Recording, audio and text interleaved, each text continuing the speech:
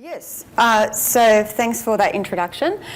So also to expand further on what I do as Manager of Financial Investigations Unit, largely we also take on the exclusions. Now exclusions relates to insolvency. So if we have a licensee, whether it's a company or individual who's gone bankrupt as an individual or into liquidation, administration, receivership as a company, we are able to exclude them under the legislation for at least a period of 3 years from that exclusion event. So obviously with the legislation, there's quite a few other things we need to consider. It needs to be a construction company. If it's a company we're going to exclude, it needs to be within a certain period of time. It can be a director, secretary, influential person. Influential person's a little bit harder to prove. So we also take steps to look at excluding those licensees. We can also exclude someone, or an individual I should say, from the industry permanently if they have 2 exclusion events that are unrelated. So what we tend to have happen is company goes into liquidation, so the director's excluded. Very shortly after that, usually within 3 to 6 months, the director will become bankrupt. And that's usually as a result of director guarantors or guarantees that they've made through being the director of the company. So we wouldn't consider that as a second event, but if there's about 3 or 4 years in between the events and they're not related to each other, that's when we can then look at permanently excluding them from the industry. Just to touch a little bit on phoenixing, there's a little bit of a misconception with what QBCC does with phoenixing. So just to overcome that, when I first started, having worked in AFSA, which is regulating bankruptcy, phoenixing is not something that we have the power within the QBCC to stop. So that's, as was discussed, is regulated by the ATO and ASIC. So what we can do is try to exclude those individuals to stop them from becoming a director, secretary or influential person within another company. So that's how we become involved in that. So just need to be just mindful about what our authority or powers are, because some of the comms that has gone out previously about we have anti-phoenixing provisions made me have kittens when I saw that when I first arrived, going, no, we don't. No. But we can take steps to try to mitigate that rather than prevent that from actually happening. And second, as mentioned before, about the monies owed complaints. So that's what we look at to see if people are meeting their minimal financial requirements.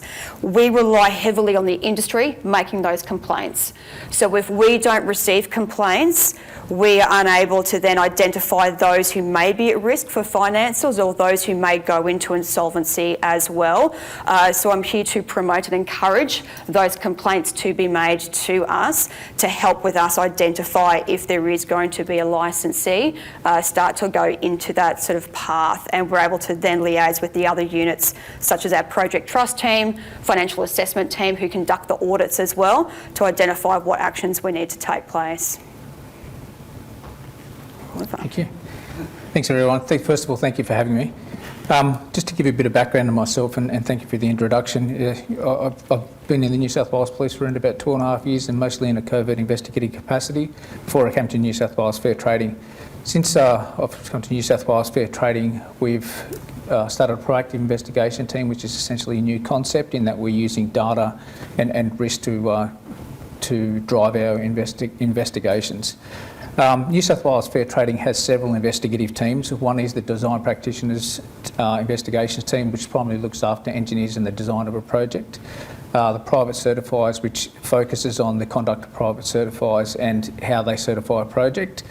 And then we have the Building Investigation team, which is a complaints-driven investigation team. So consumers will complain to Fair Trading about certain matters, and then Fair Trading will then investigate those matters based off the consumer's complaint. And then there's a proactive investigation team, which is my team. My team is essentially mostly made up of New South Wales Police. We employ a range of investigative techniques. You know, we do covert surveillance, covert operations, which we're allowed to do under our Act. We do financial analysis on certain companies in investigating the various crimes that we investigate. So there's commonly a misconception that because I'm a regulator, I can't prosecute under the Crimes Act, which is not correct. So we investigate offences under our Act, but we also prosecute under the Crimes Act and other acts. So one of the things that we were acutely aware of when we started our team was that we, as a regulator, we didn't know everything, and we didn't understand industry in as much detail as we had hoped. So we actually went out for the first few months at the beginning of this year and engaged industry, and I think we engaged around about 560 tradesmen and companies as part of that learning exercise. And it's quite an eye-opener for us in terms of we didn't know some of the issues that were affecting the industry. And one of the major issues that was brought to our attention is, for example, the prevalence of unlawful non-citizens in the building construction industry. So essentially what occurs there is persons from a company will travel overseas and actively recruit unlawful non-citizens on a visitor's visa, for example, and they'll come ahead and do work in the building construction industry. And the quality of that work is poor and resulting in often lengthy, quite costly rectification orders for the builder.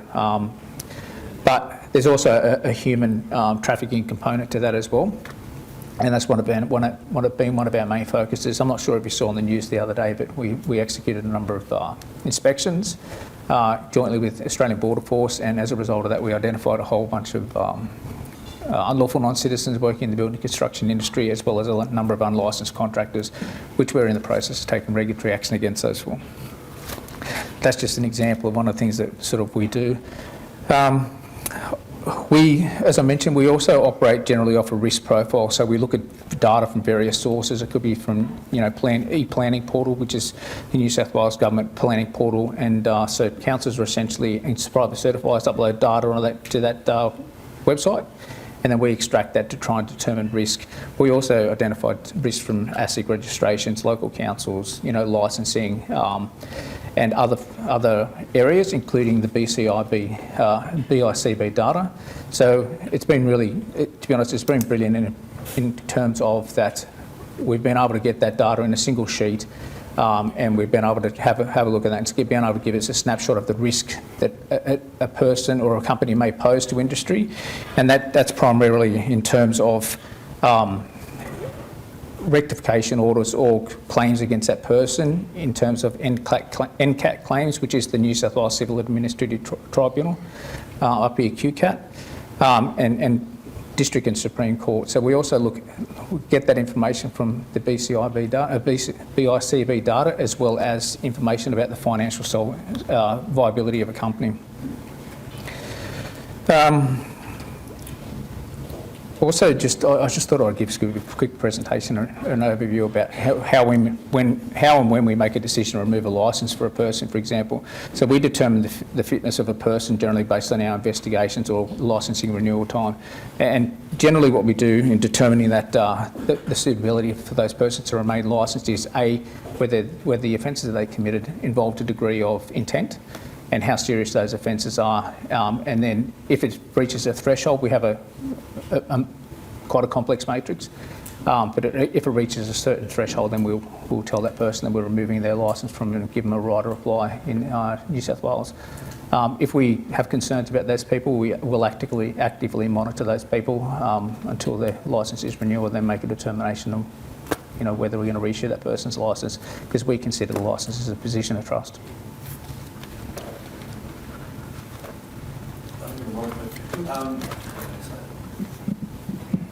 That's really fascinating information, thank you. Obviously removing a licence seems to be quite the nth degree. Is there a process along the way where you're issuing warnings, or is there things like that? And if there is there a way that we could be made aware of that kind of process, presuming that by the time we're made aware you've removed their licence, things are quite dire in some way or another? So yeah, is there a... Generally that information is not communicated to the public. I guess it's generally a private matter, but having said that, not always. We do issue public warnings about companies or conduct of persons that we do have significant concerns of, and the purpose of that is to try and mitigate the risk to the public in terms of we don't want them to be defrauded from this particular person or company. For example, if we got concerned about a large residential builder, we might issue a public warning about those people, because that company may be actively seeking to engage in contracts and obtain deposits from those people when the company's not financially viable, and they may commit an offence under our Act and the New South Wales Crimes Act as well. Just in regards to QBCC with money's owed complaints, so we have a process, natural justice, procedural fairness, so we will contact the licensee once we've received a complaint, ask for their response to that. They don't have to respond, but they can. And if it is the case that we've got sufficient evidence to show that they were aware of the invoice, they can't afford to pay it, or they're not paying it, we will normally give them a notice of reasons to suspend, so they have about 21 days to respond to that, which is pretty much pay it. Otherwise, we'll proceed to cancellation. So from our side of things in my area, that can be quite prompt, and we usually would keep the complainant involved in that process as well. Other areas within QBCC might be a little bit different, like with New South Wales Fair Trading, but definitely for that mock process, that's how it normally progresses. We do get sometimes a little bit of leeway, a bit of leniency to see, particularly if the licensee is engaging with us as well about paying, but we can pretty much proceed relatively quickly for a suspension, and then that cancellation rolls on from there. We try and educate more than, take people's licences off them. So we, at the first instance, if it's a minor offence, we're trying to educate those persons about their compliance and responsibilities before, it proceeds further. And if that person, for example, continues to offend, then we might remove that person's licence. And sorry, just to have one more question. Do you see, is there a correlation that you've found between financial, I suppose, difficulties that the builder or whoever it is might be having with those other kind of breaches of their licence? You're investigating? Yeah, we definitely see a correlation between the quality of the work, especially if a company's in financial difficulties. They try and take various shortcuts, and which might result in rectification orders for that company, and then obviously puts their licence at jeopardy. My question is, do you share information between the states? So, two people sitting in front of us who are assessing in the individual states, if you identify one, Tika, for example, and it is a national builder, or it's a builder that also is a licensee in New South Wales, do you have counterparts that you reach out to say, hey, we're suspending here, or do you share at all? I was literally responding to a ministerial this morning just on that. Yes, and the short answer is no, because it was one of my questions to my team member, do we have any contacts in New South Wales Fair Trading? It's great to have one here now to find out X, Y, Z. And also New South Wales and Victoria will have different types of legislation versus what we do have in Queensland. And as you know, we've got Queensland Fair Trading, but we, QBCC, regulate the builders up here. So, but obviously we've all got a public register as well. So a lot of the information we can also source and find will come off New South Wales Public Register, our Public Register, Victorian Building Authority as well. I have two more questions. So, my next question is, okay, so you've pointed out that there's not currently a platform to share. Is that in the future? I remember years ago there was this discussion around a national platform, and then it seemed to die, and that was probably 10 years ago or more now, for those who might remember. Is that on the horizon? It is proposed for New South Wales. We currently can share information with law enforcement agencies and vice versa, but we can't share it with every regulator, but there is a proposal currently in terms of sharing information with other people. So what would be your advice to, say, the members in this room about what they should do if they identify someone that's in multiple states? What should they do from your respective states? Well, it all depends on what the alleged offending is. So if it's money owed complaints, and it's, for all of us, we're able to, as was mentioned, we're able to share that information lawfully, but there's no actual platform us to go in and see what New South Wales Fair Trading has. So because we are law enforcement agencies, we can lawfully share that information between other agencies. But I would also recommend that you do log a complaint or report or an offence referral with that particular agency so it isn't missed, just to make sure. But what you'll find is, particularly if it's a national company, there's a lot of still rumblings going on within the industry, so you'll usually hear it within the industry as well on the news. Particularly the internet's a great source as well, but from other stakeholders too within the industry is where you'll start to hear that information about, okay, something's happening in WA. Are they licensed with us? Do they have anything happening in Queensland? So we can pick up on that pretty quickly as well. So we're pretty very quickly to respond when there's anything in the media about anything that's happening interstate to see if it affects us. But my recommendation would still be, just to make sure it's not missed, is to still identify and make a complaint with the other agency. I agree, and when making that complaint with the other agency, if you could just, if your members would reference that they've made a complaint with, say, for instance, the QBCC, that way it gives us a reason to go and speak to QBCC, because often when we look at our information, we only investigate for our state offences, and you know, Queensland does their thing as well. So we try to, if we can prosecute or take regulatory action holistically and share information, then you know that's a great thing. So, but we don't have visibility generally over what Queensland does or Victoria, for example.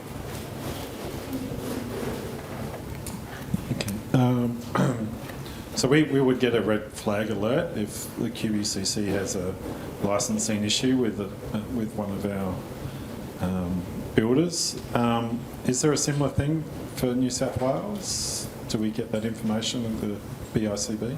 No, you won't get that information. The only information you might get is in relation to private certifiers or design practitioners. So if a licence is suspended? Well, the licence is suspended. So, sorry, if a licence actually, if it's actually been formally suspended, you can go check on our portal and it'll advise you whether it's been suspended. But if it's in the process of being suspended, for example, you won't get notification. But if it is suspended, we have to physically go searching for it. Yeah. There's no alerts. There's no. No, there's no alerts, but you can actually go to our portal and just type in whatever name, for example, in New South Wales, and it'll give you that feedback. Yeah, I guess when we open an account, I might check that they're licensed, but yeah, I don't have a process of ongoing checks to see if they maintain that licence. But we get that information through the BICB in Queensland. Yep. So I think that's one of the other challenges. You could be, you know, as a licensee could be licensed tomorrow and then suspended 2 days later, or have an immediate suspension, etc. So, and that it'll be bouncing on and off the register the whole way through. But with alerts, that'll obviously help as well.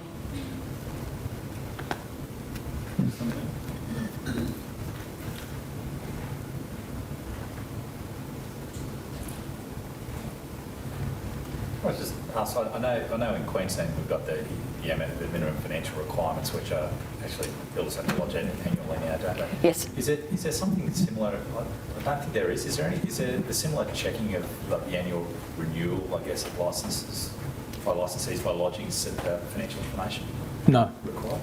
No, not in New South Wales. And I think, I'm not sure about in Queensland, but in New South Wales, the builders are required to get insurance in New South Wales for any projects. So the insurance would generally cover them for any failures in New South Wales. So. Yeah, I can talk to the financial. I think Queensland might be the only state that has those requirements. I'm not 100% sure, yeah, but it did come into effect only a few years ago, yeah.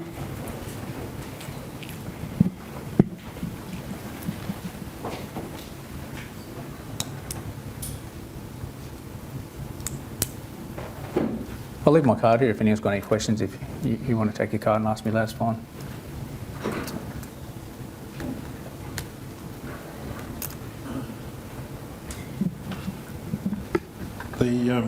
The illegal work, as you mentioned, was that, I don't know how much you can tell me, but was it a high-profile business that was involved? Is it,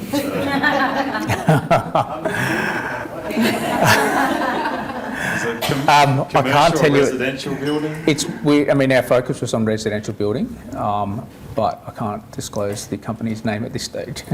We'll talk about that. State legal non-skilled, I think you said. Yeah, unlawful non-citizens. So generally, what essentially occurs there is that they recruit. I mentioned they recruit people overseas, but they grossly underpay those people, and I mentioned the quality of the work's really quite poor. So they generally persons are generally unskilled, and which leads to breach of licence conditions by that company, for example, by employing unskilled workers, for example. If I mention some names, can you give me I can give you a big.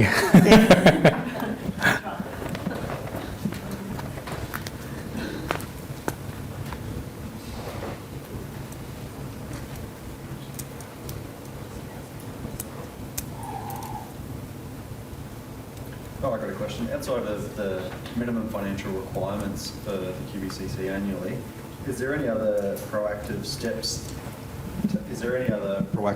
Taken throughout the year? So, for instance, if you've only got a report on the 30 June financials and you get 3 months or whatever it might be to provide them, and a company goes bust in December, it's close to a year.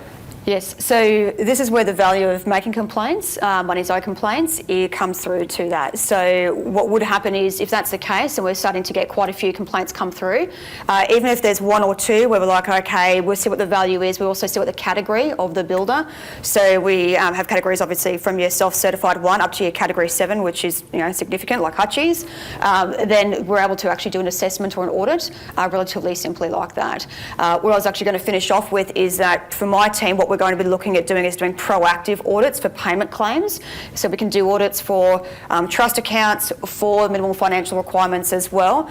So with payment claims, that's going to be where we may hear from the industry that particular licensees are not paying subbies or suppliers, but our data's not reflecting that. So we had one at the beginning of this year where the industry stakeholders were saying heaps of them weren't being supplied. I'm looking at our money's owed complaint register and there's literally no complaints whatsoever. 6 months later, they're in liquidation and the director's just gone bankrupt as well. So if we can't, or we don't receive that data, we can't do anything with that. But what we'll be doing moving forward, because my team's now got capacity to take on additional work, is if we receive something like that and there's reasonable belief or suspicion to then go conduct an audit, we'll do a proactive audit on that particular licensee to see exactly where they are with their financials. Because if the industry is saying one thing, their financials are saying something else, we need to establish what's actually going on there. So yes, that can definitely be done. Is there also any, because I think the minimum requirement, I could be wrong, it's been years since I've looked at anything like this, was about, say, $3,000 approximately for a job before it was needing a QBCC licence. 3,300? 3,300, yep. Yep, hasn't changed. So hypothetically, if you had a fence builder and he quotes 3 fences, but really it's 1 property, is there any cross-checking that the QBCC does, say, at the ATO on people who have got, say, ANZIC or that industry, to see, right, he's got 500k worth of revenue? So I'm not sure if anyone's dealt with the ATO previously before. I'm sure you have. The ATO don't really like sharing information. It's like blood from a stone. Funny story, as I quickly divert a bit, when I was at AFSA, I needed to get a statement off the ATO critically for a defeat and conceal monies from the ATO. It was a great job involving organised crime, gold bullion, cryptocurrency. It was awesome. 9 months it took me, and my work colleague was that satisfied I was not going to get a statement off them because they'd never provided a statement to AFSA. He bet me that if I got a statement, he would show up to work in a mankini. And how satisfied was I? Thank God he didn't show up. But when I got that statement in my hot little hands, because he was 100% sure it was never going to happen, because the ATO are quite tight with their, obviously they've got secrecy provisions with their information. We have an MOU with them for phoenixing, same with AFSA as well as an MOU for phoenixing, but that's it, it's only phoenixing. We don't have that other information coming from them. So we heavily rely upon, if there are other information such as court documents. We had, thankfully, a media outlet recently give us some court documents filed by the ATO and said, hey, what do you guys know about this? I'm like, nothing, because the person had used a false name to obtain their licence, allegedly. And so that's where we rely upon some of that information as well, coming from court documents. But we are unable to go to the ATO and say, hey, can you give us this information on this licensee, because of their own secrecy provisions.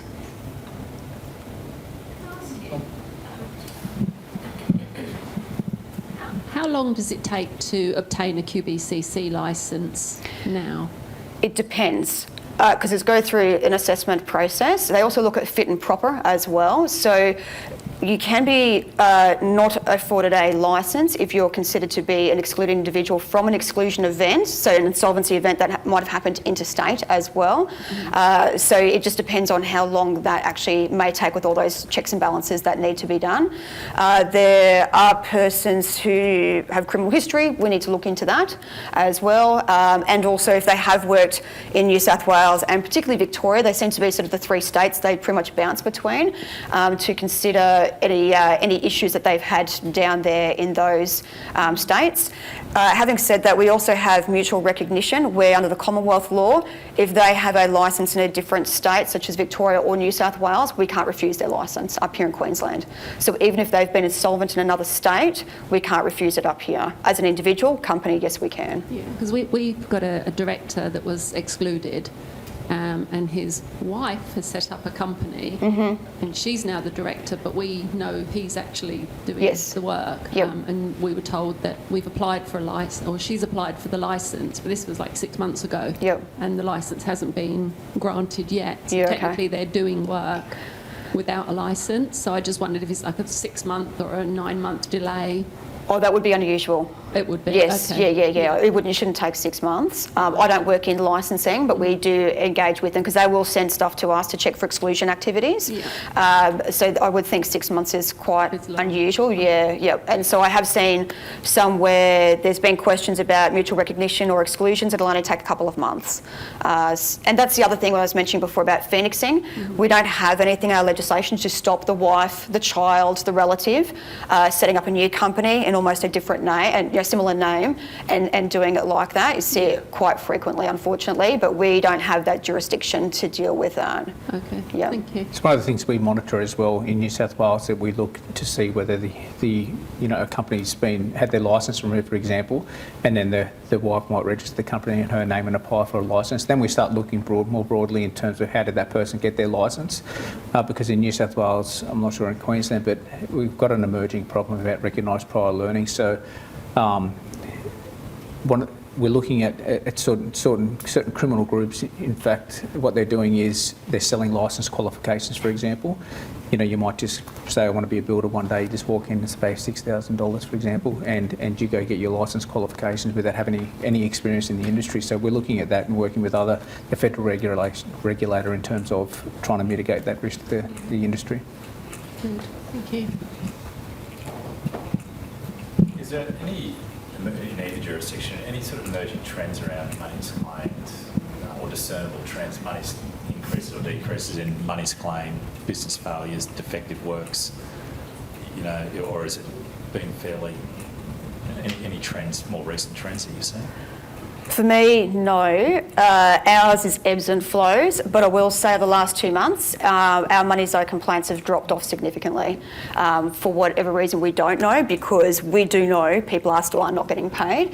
But it seems to, there's no sort of rhyme or reason for it. It'll go up, down, a bit like insolvencies, a little bit quieter, and then we've just had quite a few come through today. So there's sort of no real pinpoint as to why things are happening like that. So some of the things that we're sort of focusing on in terms of financial sort of crime was, so in New South Wales we have an insurer called iCare, and they're regulated by the State Insurance Regulatory Authority and Fair Trading do the prosecution side of that regulation. So we're looking at the underinsuring of actual buildings in New South Wales. For example, somebody might build a residential dwelling, but they will state to the state iCare that the actual development was worth $200,000, but really it was worth $1.1 million, and that's one of the financial crimes that we're sort of focusing on. So. That's interesting. Anecdotally, I've sort of heard that there's actually a fair bit of capacity. I'm not too sure about New South Wales, but in Queensland there's a bit of capacity starting to come back into the subcontractor market, which may have some, may sort of explain there's less work out there, less claims maybe. We're also, waiting a little bit for more insolvencies from the ATO. So obviously during COVID, the ATO stopped issuing director penalty notices, and same when I was at AFSA, with bankruptcy, we were waiting for that and I think it's starting to happen. And so we'll probably see a few more as a result of that. But I agree with what you said before, as soon as, there's sort of director penalties happening, they're not paying the ATO, that's when things start going quite south, yeah. I have a question about what I would say licences for hire. So sometimes as credit managers we might be assessing an account and notice that maybe it's not a Phoenix, but hey, this is the same guy we saw on 3 other applications. So for each respective state, is there a limitation to how many licences a nominee can be involved in? And is this something that you would investigate? That's a good question, and I don't know the answer to it. But I haven't seen that from where I've been looking at the licensees. But what I will say is our licensing unit is very switched on to things like that. So I don't think you can pull too much past them with respect to things like that as well. And we're usually searching by their name and or their license with the previous company, so that will be revealed in our searches anyway. And the same, exactly the same. I can't speak for licensing, but I know there's an area of focus that we do look at in New South Wales in terms of how many companies that person might be a licensee or a supervisor for, because licence lending in New South Wales is an issue and something that we do investigate. Yeah, I think from personal experience, New South Wales definitely has a limit because I think I've reached it before, and just with a subcontracting company, but I haven't noticed it in Queensland. But thank you very much for the answer.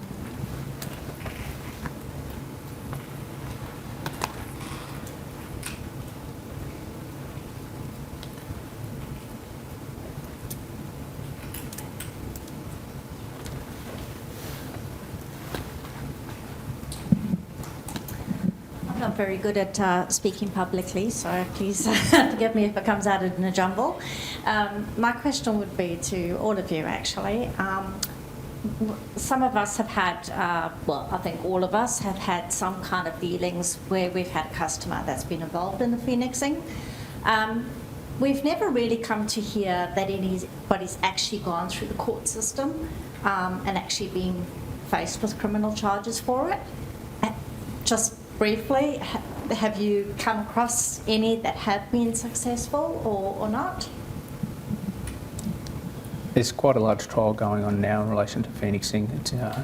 I think it's about 2 years old, but the trial's currently underway at a large company and a group of organised crime that were professionally phoenixing a number of companies. There was one on the Gold Coast a couple of years ago with connections to persons in Victoria as well. They were jailed for that. So that was ASIC who proceeded against them.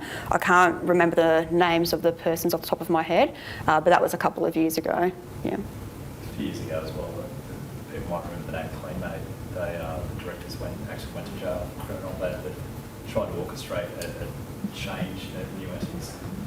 The directors and the CFO, I believe, all spent time in jail at some point in time for criminal infiltrating, which is a much higher threshold. But the examples are few. They are few and far between. I used to be with ANZ Bank in their lending services area and in the bottom end of the market, so smaller debts, say that sub sort of 300k, where the bank would just go and write the money off, ban the people. And you would hear of the bankers in the bank referring them or say doing something with ASIC, putting a lodgement of potential, but we would never ever hear back. So whether they actually went and did something, I don't know if there was an onus for them to come back to us. It's important to remember that it is not only prosecution, there's an option to ASIC and ATO. They can also issue penalty notices to those companies rather than prosecute. And they can ban and disqualify people as well, ASIC, from being company directors. It's just nice to know that something's actually being done. We hear of it so much, but yeah, on the other side. I think it's mandatory if you're a director of 2 or 3 failed businesses, there's a mandatory disqualification. I think with ASIC, it's 2 or 3 businesses.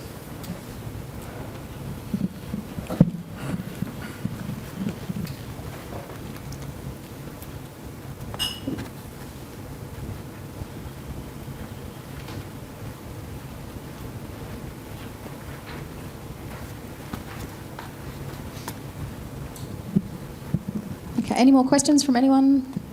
No? I will ask then, do you have any parting words for us all? Some strong words of advice from QBCC or New South Wales Fair Trading? I know you guys are certainly prominent in a lot of the discussions we have on a monthly basis about who we're trading with and what we suspect. What would be your parting words of wisdom to the group here today? From my AFSA experience, some of the things that Tim mentioned as well before is when they're not making their payments. So the Corporations Act is you're insolvent as soon as you can't pay your debts. So if there's excuses, that keeps rolling through, that should be really a red flag. I used to see it a fair bit in bankruptcy where the bankrupt person is telling investors, it'll be next week, or I can't complete this project until I get paid this, and then you'll get your millions and all that type of thing. It's being aware of those particular red flags and obviously, engaging within the industry as well, because, as I mentioned before, QBCC won't hear some of this, but we also know it's actually happening. So, and help us to help you by making some of those, to making money's owed complaints will definitely help us in regards to identifying who's more at risk and making more proactive steps for audits, perhaps suspending licences as well. But that's some of my advice will be to really, be aware of some of those red flags early on the stage. My advice is check, check and check. There's a range of websites you can use, the Fair Trading website, you can look at NCAT, for example, and have a look at the past judgments and see whether the person or company may pose a risk, and also the BICV data also give you an indicator of risk as well. So just on that, Queensland Court as well, and also the Federal Court. So you'll see if companies have got winding up orders against them as well. So there's one where, there's a couple where there's quite a few. So every time a new petitioning creditor comes on board, that should obviously be a big red flag there too. Bankruptcies in the Federal Court, so you can just go onto ComCourts and have a look and see what's happening with that as well. And that should give you a bit of an idea where things are at. It's not to say that they're definitely going to become bankrupt or go into liquidation, but if they've multiple applications that keep showing up. Another red flag might be, I had one just last week where application winding up was made on the 9th of October, bang, 10th of October it was withdrawn. So the licensee, I would assume, has magically come up with that money very, very quickly and didn't want another petitioning creditor. So when something like that happens, that should indicate there's money there, and sometimes putting that heat on, but again, a red flag to look out for if there's applications to wind up. That's a great upsell to our risk tracker reports, which are currently free under your membership, and Alaris alerts that come out with notifications of those court actions. So if you already subscribe to Alaris, you would get that actual notification of what the court action is. If you're not a member of Alaris, you would still get a note that says, hey, there's court action, go and run a free risk tracker, you'll get the same information. So for anyone not using that and wanting to know more about it, please reach out to our BICV staff, and as I said, Carla will be back online next week, and she can certainly reach out and do some training. Some very good words of wisdom, thank you, much appreciated, and we have a token of our appreciation for you.